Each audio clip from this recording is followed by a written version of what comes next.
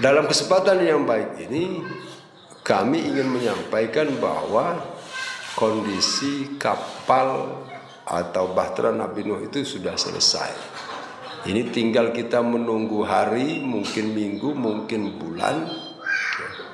Jadi banjir itu datang. Tapi dalam substansi makna secara hakiki ya.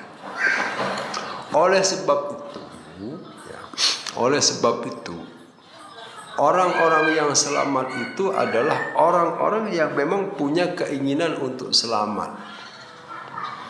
Nah, satu-satunya pola, satu-satunya cara yang sudah diwariskan oleh leluhur, oleh orang-orang soleh terdahulu, untuk bisa selamat itu seperti gambar background di belakang ini.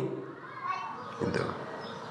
Nah, ini yang mau kita angkat, ini yang mau kita bahas, ini yang mau kita diskusikan, ini yang mau kita sharingkan.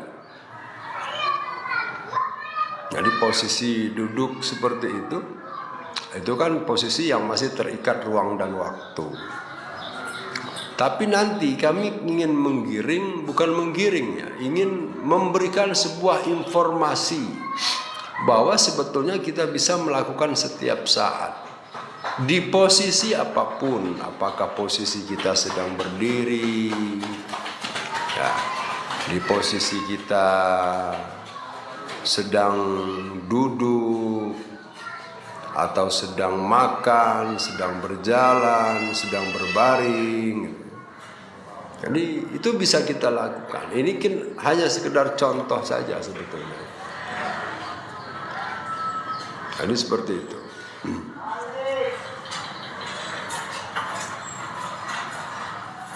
Selamat datang yang sudah masuk ya. Nah, terkait dengan tema ini, kita kan bisa melihat ya, kita bisa menelaah, kita bisa menebak, kita bisa menjawab sendiri sebetulnya dari bentuk posisi background di belakang saya ini. Kita bisa menebak ini sedang apa. Nah, ini yang perlu kita bahas supaya tidak terjadi selisih persepsi, selisih pendapat. Terjadi selisih itu beda, nggak masalah. Perbedaan pendapat itu hal-hal yang wajar saja, tapi dalam rangka untuk mencapai tujuan yang sama. Baik, kami ambil dari istilah yang pertama. Kalau kita berbicara tentang bagaimana cara mendapatkan ketenangan, cara mendapatkan sebuah ketenangan diri, suasana hati yang tenang, ada istilah yang diambil di dalam sebuah kurikulum orang thariqah. Itu ada namanya uzlah. Uzlah itu adalah mengasingkan diri secara zahir dan secara batin. Artinya betul-betul meninggalkan keramaian. Itu uzlah. Kemana? Ya kemana saja. Ada dulu yang ke gua, ada yang ke pinggir laut, ada yang ke hutan, ada ke pondok pesantren, ke padepokan.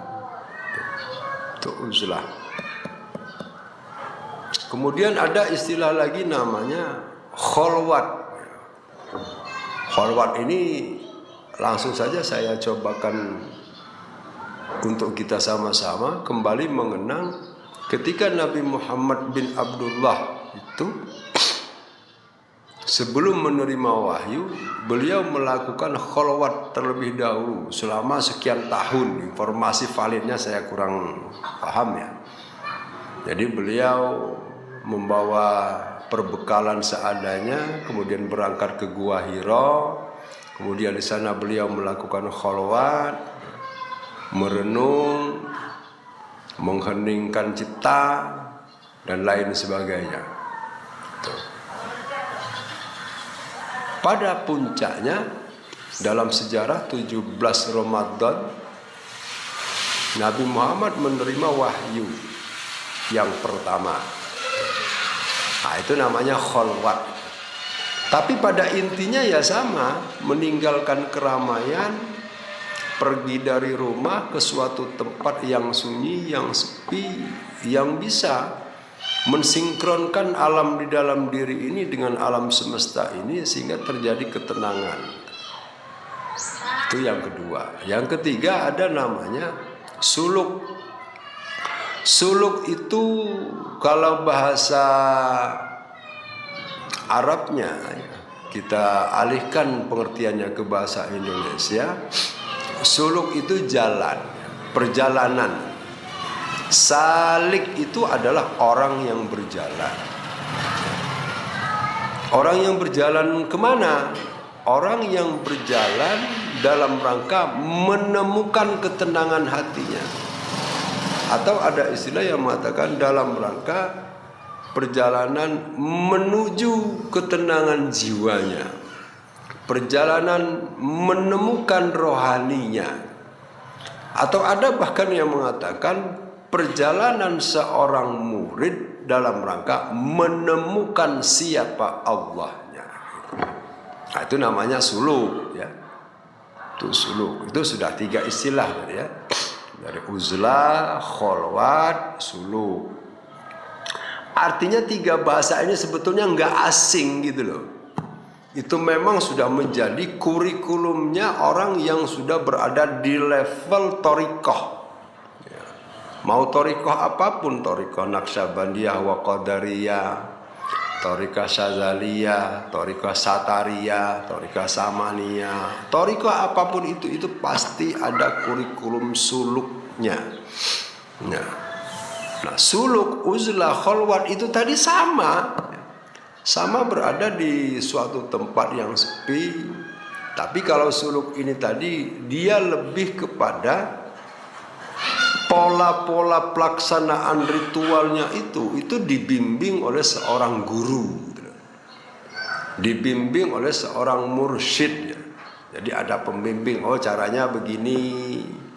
Makannya mungkin seperti ini, minumnya seperti apa puasa dan lain sebagainya. Itu punya metode masing-masing sesuai dengan thariqahnya masing-masing. Tapi pada intinya sama. Tuh. Jadi istilah-istilah ini saya perkenalkan supaya kita tidak kaget, gitu loh. Bahwa di akhir zaman ini muncul istilah-istilah tersebut sesuai dengan situasi dan keadaan. Nah, ada istilah yang lain lagi, ya. Itu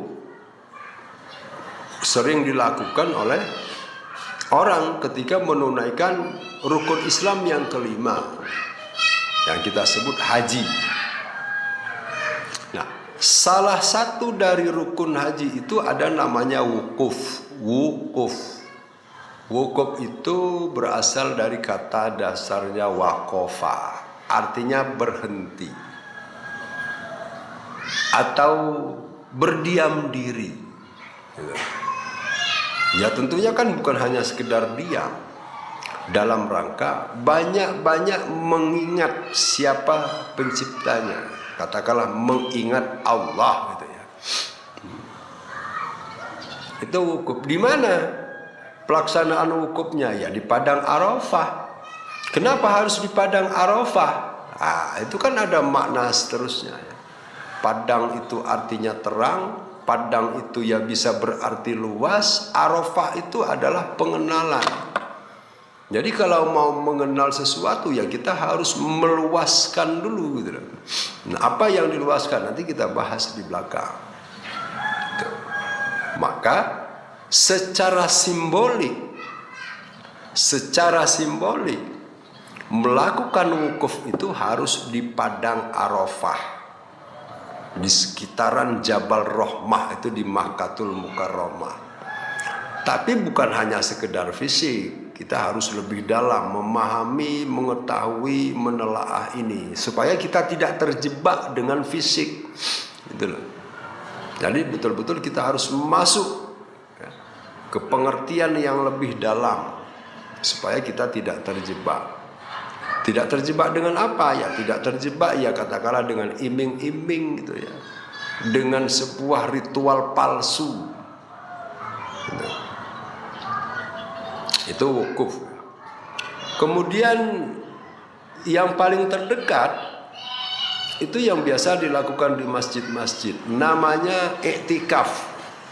Apa itu iktikaf? Sama, ya juga berdiam diri di dalam masjid, kemudian melakukan zikir, melakukan ingat kepada Allah. Itu iktikaf. Nah ternyata sama kan? Baik uzlah, ya dalam rangka mengingat, kholwat, ya dalam rangka mengingat, suluk juga dalam rangka mengingat dan menemukan siapa Tuhan kita. Wukuf juga sama. Iktikaf juga seperti itu. Jadi semua yang dilakukan dari beberapa istilah itu tadi ya dalam rangka untuk mengingat Tuhannya, Tuhan kita. Masih ada lagi istilah yang lain. Namanya semedi. Nah ini sebetulnya bahasa Nusantara ya. Jadi semedi ini sebetulnya sudah menjadi bahasa Arab. Cuman karena kita tidak terlalu mempelajari tentang hal itu, jadi kita anggap beda kadang-kadang. Jadi semedi itu berasal dari kata somat, ya, somadi. Nah, karena lidah kita Indonesia itu, jadi ada yang Sumatera, ada yang Sulawesi, ada yang Kalimantan, ada Jawa. Jadi dipukul rata lah ya. Jadi secara nasional samadi. Kalau Sumatera itu sa itu ya se. Jadi semedi atau samadi itu juga mencari suatu tempat atau kita berada di suatu tempat yang suci, yang hening, yang tenang dalam rangka untuk mengingat Dia Sang Pencipta, untuk mendapatkan ketenangan jiwa. Itu samadi. Nah, yang paling sering dilakukan di dalam dunia birokrasi katakanlah dan dunia pendidikan pada saat upacara, ada upacara hari Senin katakanlah ya. Jadi semua jenjang pendidikan dari SD, setara SMP, setingkat SMA, kemudian perguruan tinggi, ketika hari Senin ada upacara bendera. Nah, salah satu dari rangkaian upacara bendera itu ada namanya mengheningkan cipta. Sama. Jadi istilah itu tadi ya hanya sekedar perbedaan nama istilah saja.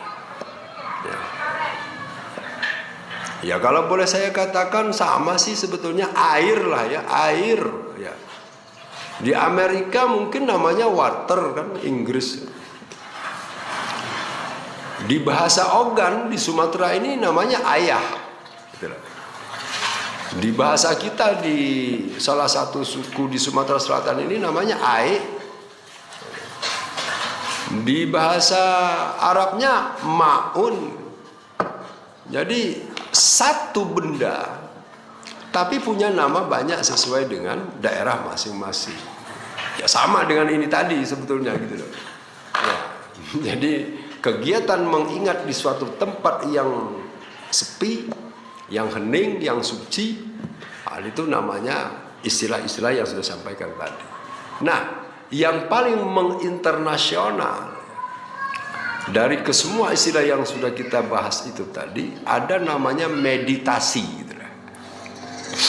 Meditasi. Nah, bentuknya kira-kira seperti di belakang ini. Itu kalau kita betul-betul ingin memfokuskan yang masih terikat dengan ruang dan waktu. Yang tapi puncaknya nanti kita tidak terikat lagi dengan ruang waktu.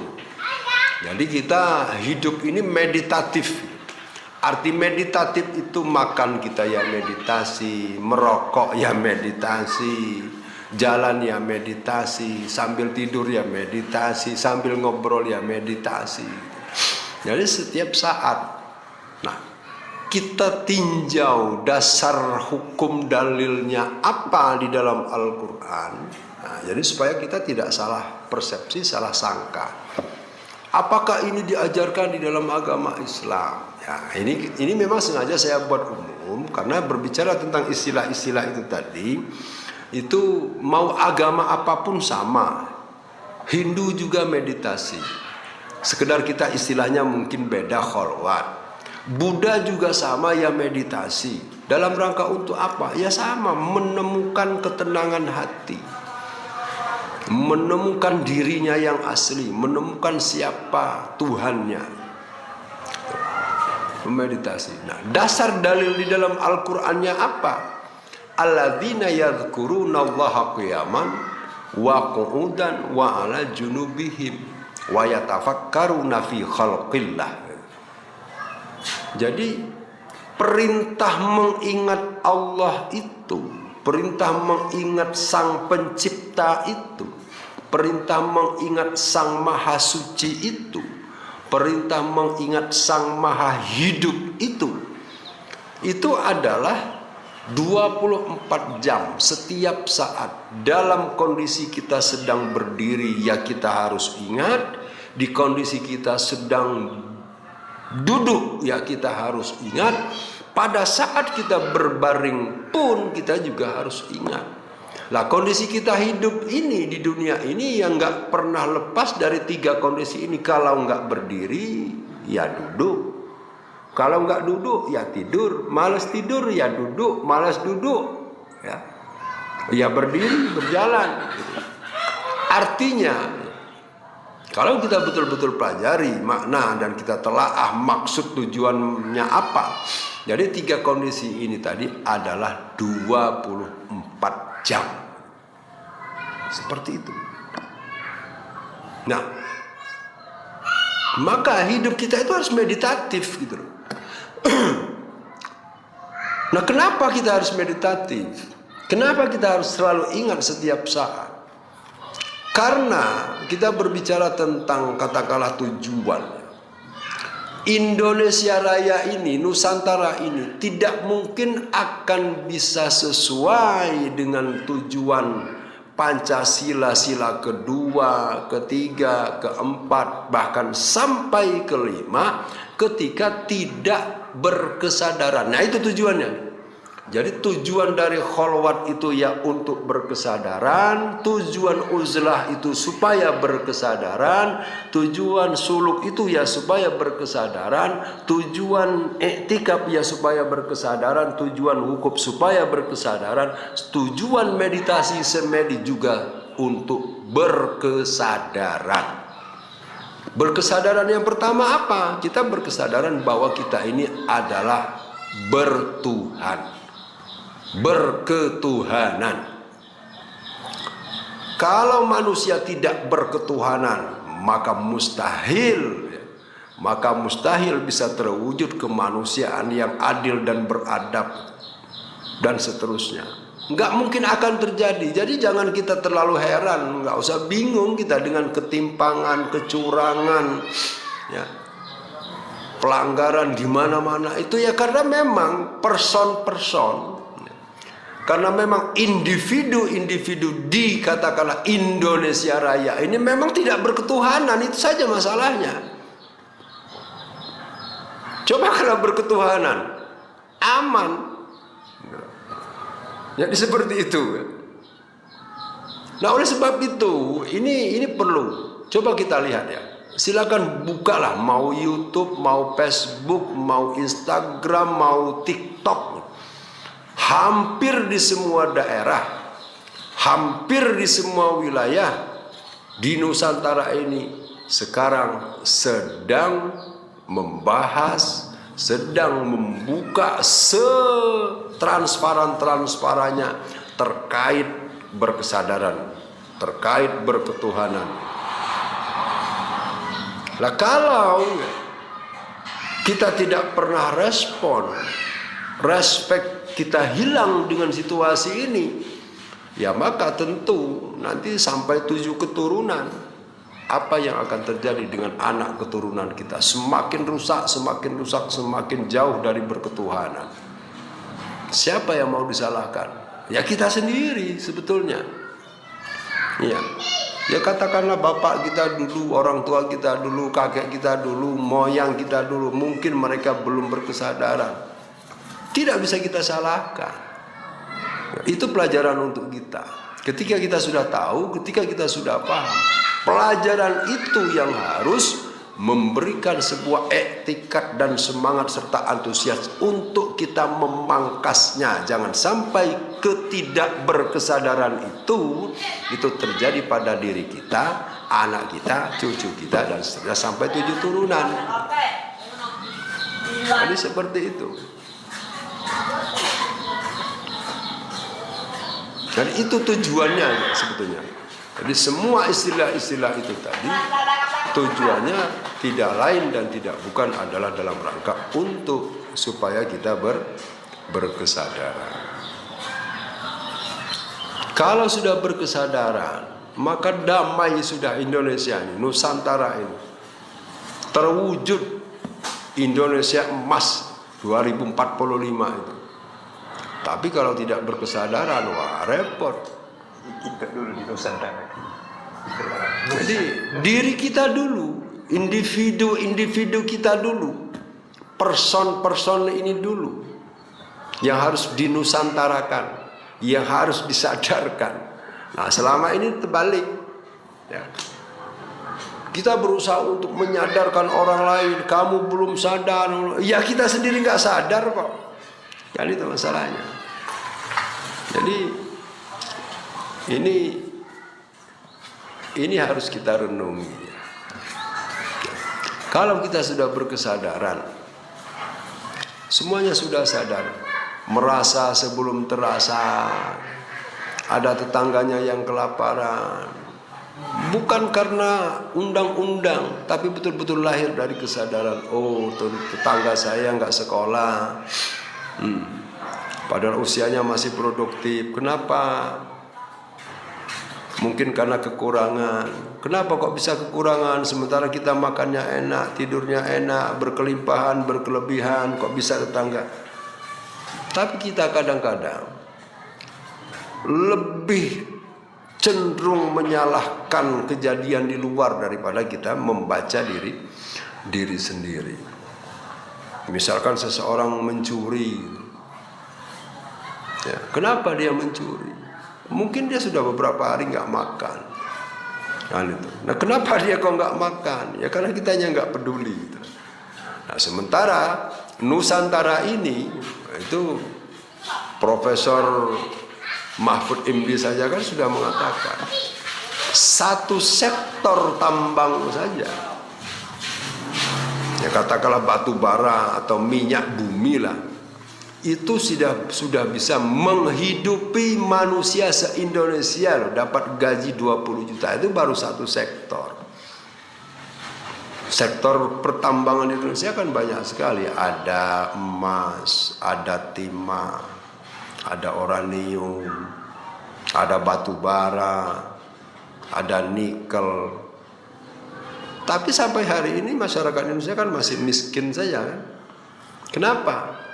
Masyarakat rakyat jelatanya enggak berkesadaran, pemimpin desanya enggak berkesadaran, pemimpin wilayah kecamatannya yang enggak berkesadaran, kabupatennya sama, provinsinya sama, sampai ke yang tertinggi pun sama. Jadi itu. Jadi info ini, bincang-bincang ini kami buka supaya muncul tumbuh embrio berkesadaran itu.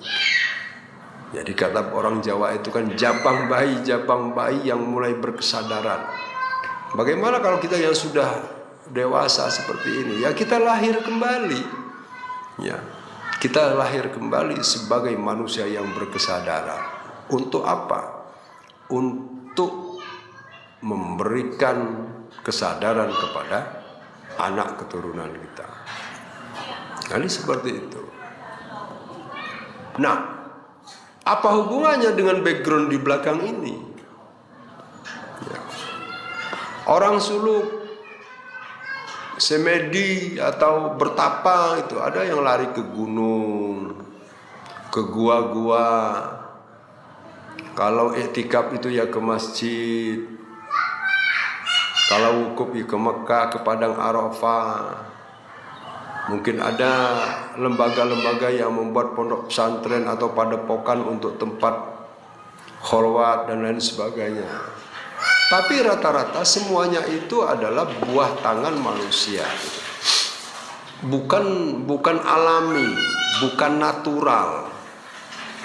Jadi alhamdulillah beberapa tahun belakangan kita dapat petunjuk, dan petunjuk itu kita kembangkan menjadi sebuah fakta kenyataan. Jadi kita coba trial, kita coba secara nyata melakukan istilah-istilah yang tadi, uzlah tadi, ke tempat di belakang ini. Nah, ini yang mau kita perkenalkan gitu loh. Ke kancah dunia internasional ini yang mau kita perkenalkan. Jadi hubungannya adalah ketika kita berada di suatu tempat itu, foto yang di belakang ini, maka ketika kita melakukan uzlah, kholwat, suluk, semedi atau meditasi, itu kondisi alamnya itu, magnet alamnya itu ada magnet kekuatan setrum secara otomatis ke hati kita, sehingga kita bisa langsung ingat gitu loh kepada sang maha hidup tadi, kepada sang pencipta tadi. Tapi dengan catatan, nah ini dengan catatan ya.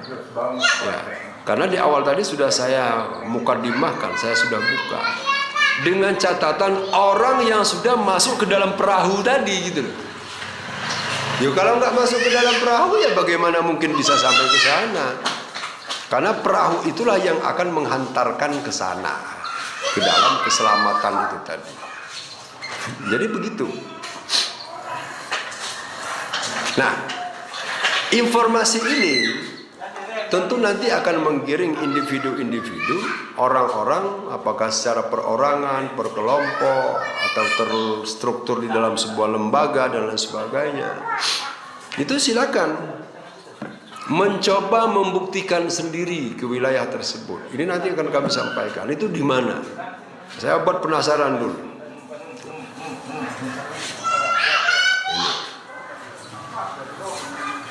Jadi perlunya istilah-istilah ini kita perjelas dulu supaya tidak ada pertentangan persepsi, tidak ada mispersepsi, ya, terkait tempat ini sebetulnya untuk apa, gitu loh. Termasuk orang-orang yang berada di sana, ya, penduduk asli yang di sana. Jadi kita nggak bisa kaku. Kita makhluk hidup di dunia ini Tuhan turunkan sebagai khalifah di muka bumi, sebagai wakil Tuhan di muka bumi. Untuk apa? Untuk melayani alam semesta, bukan melayani orang-orang tertentu saja, enggak. Ya. Jadi orang yang sudah berkesadaran itu, dia akan memberikan pelayanan sebagai wakil dari Tuhan kepada manusia iya, kepada binatang iya, kepada hewan iya, kepada tumbuhan iya, kepada alam yang mungkin bernama air iya, kepada tanah iya, kepada angin api iya. Dan itu dibungkus dengan Rahman Rahim, dengan kasih sayang. Jadi seperti itu. Nah ini, jadi instrumen untuk bisa sampai ke sana, ya ini meditasi ini. Jadi kita jangan menjustifikasi dulu, wah apa itu.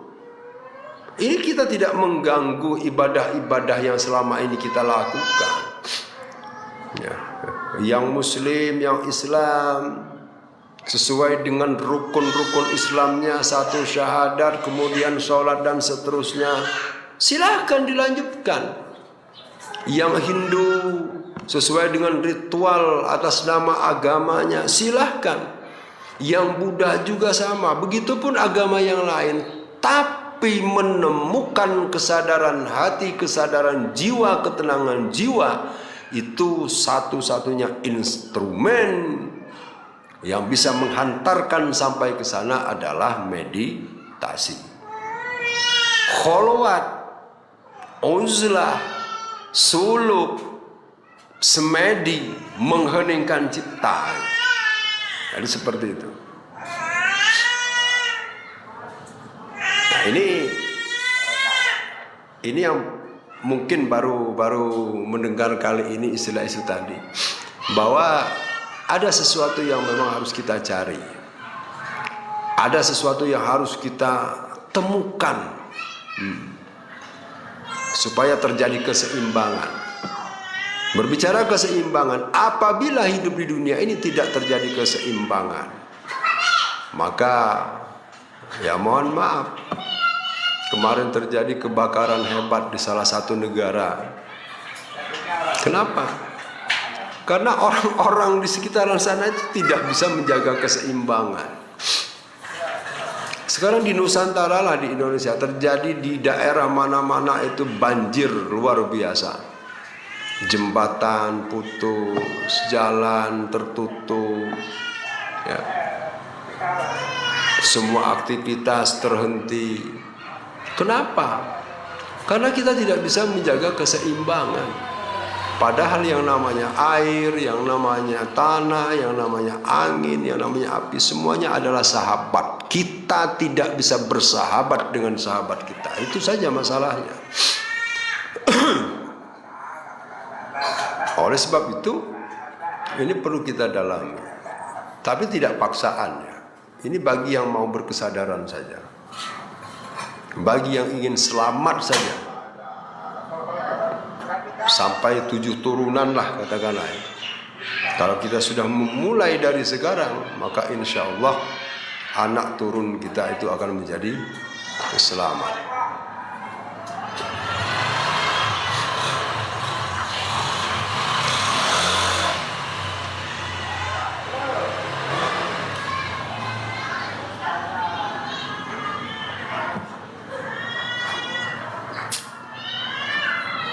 Jadi ini suguhan ini supaya menjadi konsumsi pengetahuan terlebih dahulu lah kepada semua, khususnya masyarakat Indonesia dan umumnya dunia, untuk kembali ke jati diri kita. Banyak sekali sebetulnya, baik istilah itu dalam rupa benda, dalam bentuk istilah, ya, dalam bentuk nama, apa itu sebetulnya semuanya punya makna. Cuman kita karena sudah terlalu lama terlanjur jatuh cintanya cinta berat kepada keinginan nafsu kita, jadi kita buta, kita mengabaikan hal ini. Kita lupa bahwa hidup kita itu hanya kontraknya ya paling lama 100 tahun. Ada yang umur 50 tahun sudah is dead. 60 tahun, 70 tahun. Ya itu kontrak kita. Artinya bahwa kullu nafsin dha'iqatul maut. Ya. Kullu syai'in halikun.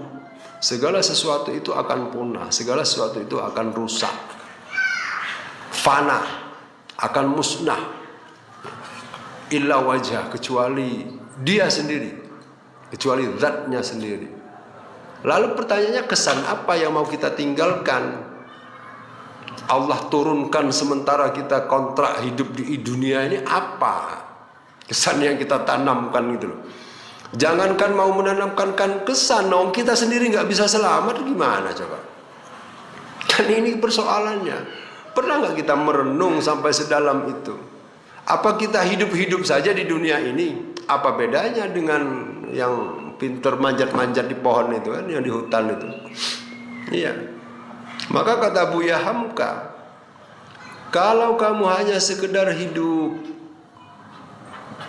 maka monyet pun hidup. Kalau kamu hanya sekedar bisa makan, babi pun dia makan gitu. Gitu. Ini kita dikasih nama, dikasih predikat pangkat manusia itu supaya ada perbedaan dengan itu. Loh, siapa yang akan membedakan? Ya tentunya kan kita tuh udah dibekali akal pikiran. Ya kita sendiri. Nah, manakala manusia itu tidak sadar bahwa dirinya adalah manusia, tidak sadar bahwa tugasnya sebagai manusia di dunia ini apa, tidak sadar bahwa asal diri manusia itu dari mana, melakukan apa dan akan kembali kemana. Apa kata warning di dalam Al-Quran itu, peringatan di dalam Al-Quran itu apa? Kal an'am balhum adon, sama seperti hewan ternak, sama seperti binatang, bahkan lebih parah. Nah, ini cermin ini. Saya suguhkan cermin untuk kita bercermin kepada diri sendiri. Kita ini manusia apa bukan? Kan itu. Kok tingkah laku kelakuan kita ini kok kayaknya sama sekali tidak mencerminkan bahwa kita ini manusia. Bercermin, kita ini mau selamat apa enggak? Ketika dikasih pertanyaan seperti itu, semua orang hampir sama jawabnya, kepengen selamat. Tapi jalan menuju keselamatan itu kita tidak pernah mengarahkan komponen akal pikiran, mengerahkan semua kapasitas untuk mendapatkan keselamatan itu. Semuanya terlena, terjebak, terbenam di dalam banjir lautan nafsu keinginan kita, yang persisnya itu hanyalah palsu dan sementara. Maka itu pentingnya instrumen meditasi. Jadi ini perlu kita pahami, kita pelajari. Saya tidak memberikan sebuah peringatan keras ya, tapi ini hanya sekedar informasi.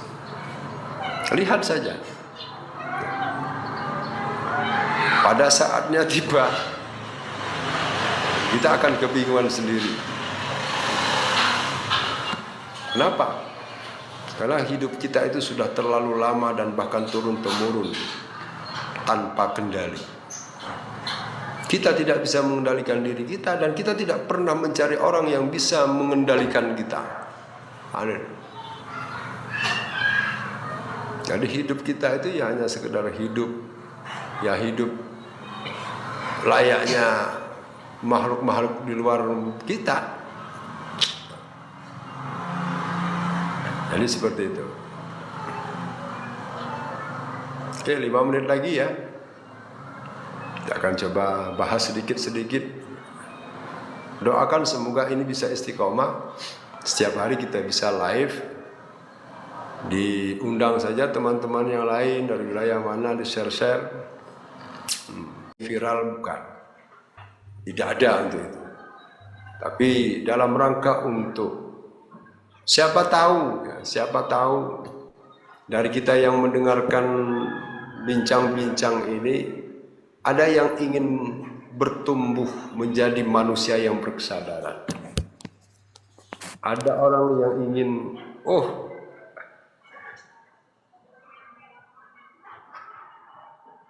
terima mundur, selamat sore. Tadi kayaknya naik ya. Boleh kita bincang, diskusi. Terima mundur, sobat ngarit. Nah, salam sobat ngarit. Nah, ini kita juga jelaskan apa itu sobat ngarit kan. Tapi dalam konteks yang lebih naik kelas gitu. Jadi sobat itu kan sholat, taubat, ngaji, wirid. Jadi sholatnya sholat yang seperti apa gitu. Karena kalau kita kembali meneliti lah ya, bukan dalam rangka untuk meneliti kesalahan orang lain, bukan. Tapi kita berguru ke diri kita sendiri sajalah. Kita sudah sholat bertahun-tahun. Lalu dampak apa dari kita melakukan sholat terhadap kehidupan kita untuk orang lain, untuk alam semesta itu apa? Kan gitu. Maka berarti substansi sholat yang akimis sholat al-zikri, kemudian akimis sholat tanha anil fahsya'i wal munkar itu kan nggak nyampe berarti. Itu kan sudah secara otomatis menjawab bahwa sholat kita itu jelas sholatnya itu ya mungkin bisa ikut-ikutan saja kan gitu kan. Atau sholat kita itu ya hanya karena faktor apa gitu kan, malu sama mertua, atau enggak enak karena dipandang siapa karena enggak sholat. Jadi sama sekali enggak nyampe ke dalam. Bahkan anehnya kita sendiri belum sampai kepada level sholat yang sebenarnya, kita sudah menilai yang lain. Nah, ini parah memang ya. Gitu. Kemudian taubat. Tobat itu bukan menangis, bukan menyesali, bukan tobat itu. Kalau menyesali berarti kita akan kembali ke masa lalu. Jadi tobat itu adalah kembali. Bahasa panjangnya di dalam bahasa Arab adalah inna lillahi wa inna ilaihi raji'un. Itu tobat. Bahasa Jawanya sangkan paraning dumadi. Itu sama.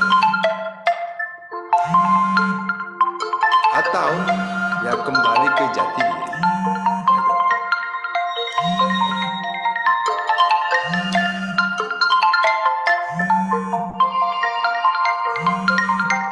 Oh ya, oke, mau maghrib Bang, siap, lanjut ya. Oh ya, oke, ini karena sudah mau maghrib ya, di sini juga hampir maghrib.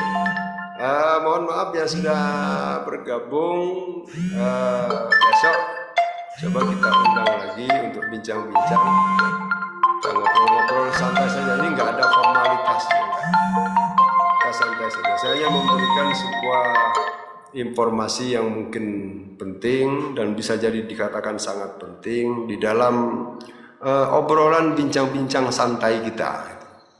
Jadi tidak ada paksaan apapun. Ya. Ya.